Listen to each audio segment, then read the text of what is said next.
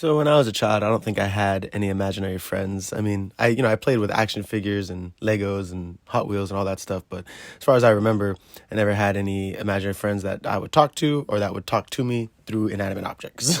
So far as I've been told, and like I said, from what I can remember. So when Imaginary trailer had came out, I was excited. I was like, "Oh, this looks cool." I can't really relate to such friendship, but this looks like an awesome movie, right? What is it going to be like? A horror version of Foster's Home for Imaginary Friends, or is it gonna when and the trailer when they showed the Chauncey bear turn into this super angry horror bear? I thought of a live action version of Monsters Incorporated. I was like, this is gonna be awesome either way. And honestly, it was actually a lot of fun. I enjoyed watching it. It was definitely an engaging film. I mean, as a horror film, it wasn't that scary. I mean, it was definitely more geared towards like maybe younger audiences, or maybe, if you have kids and you want to show your kids a horror film, definitely show them Imaginary. I think it's a good introduction to the horror genre. But the lead actress, DeWanda Wise, did a fantastic job. I mean, DeWanda Wise, I love her name, DeWanda Wise. And I was wondering where I had seen Miss Wise, and it was from Jurassic World Dominion. She was the black fighter pilot that like crashed into the lab or wherever and survived the crash and survived a dinosaur attack shortly after. So I was like, there's no way she can't survive this cute, cuddly little teddy bear. Look at me, it's so cute. Like, it'd be fine. But it's not. So Imaginary follows her as this character, Jessica, and she's moving back into her old family home. And turns out, back when she was a kid, she was plagued by this spirit entity that was trying to take her into this realm called the Never Ever. And it's pretty much like Alice in Wonderland meets Goosebumps. It's just all built off of imagination, but it's also like straight horror. It's not, it looks good to the children, but it's actually a horrible place, in a sense. So she was kidnapped by this spirit and saved by her father, and her father ended up sacrificing his sanity and well-being to save her, and she was taken from him and doesn't really remember much of her childhood before that. And unfortunately, she doesn't remember the horrors that she went through, or she probably would have never moved back into the house. But she moves back into her family house with her new husband and two stepdaughters, and pretty much gets that spirit entity is still in the house. It's still tethered to her or to the house or to the memory, whatever. It's still there, and it manifests into this form of Chauncey the bear.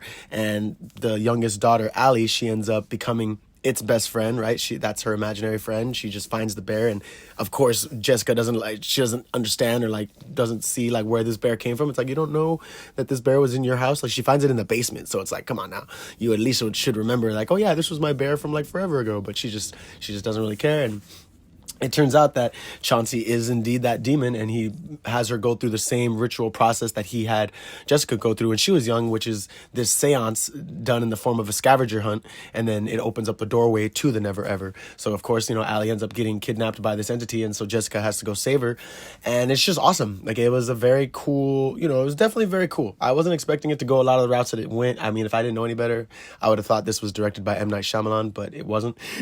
But some of those twists were actually really cool. I mean, there's a point where you find out the bear wasn't even real. That was awesome. When you find out how the father sacrificed himself to save her as a child was awesome. I mean, you have so much respect for the dad. It was pretty wild having not one but three villains, because Chauncey's not really the villain. Chauncey's one of the villains, which is the physical manifestation of the actual the entity that lives in that Never Ever realm, which is this spider humanoid thing.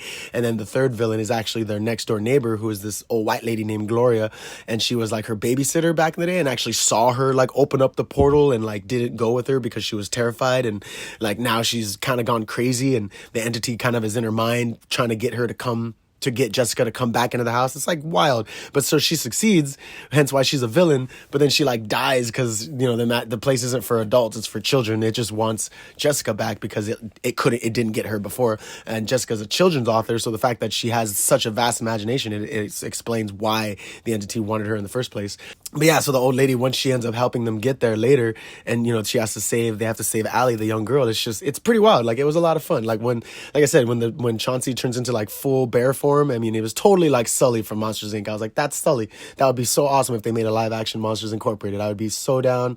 I mean, it probably wouldn't be that good, but I mean, I'd still watch it, And the main entity itself, the spider creature, looked freaking terrifying. I mean, it was awesome. I do wish they would have done more with the bear though. The Chauncey bear, because honestly, after watching this movie, I kind of want to go to Build-A-Bear and get like a Chauncey bear. Like, why not? Like, I don't see why that wouldn't be a special edition Build-A-Bear right now, because everyone would probably fucking get one.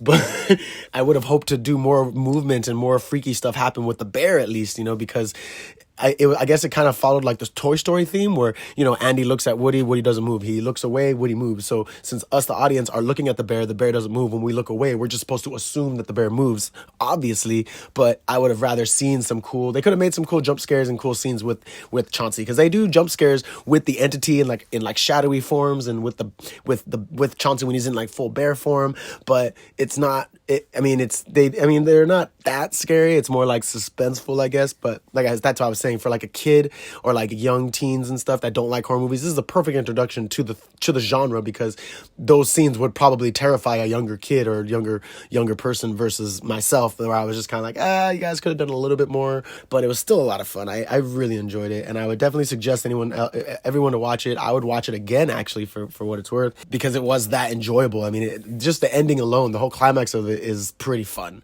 and they have this whole like Coraline moment to it with like the button eyes, but they're not buttons, they're more like just like bulging eyes. It's just super creepy, it's awesome. Very, very fun, very good horror movie. I mean, there's a lot of good horror movies coming out that are coming out soon, so this got me more excited for just other things that are hopefully going to be just as good or just as unique and different. So yeah, definitely would say to check it out. Imaginary.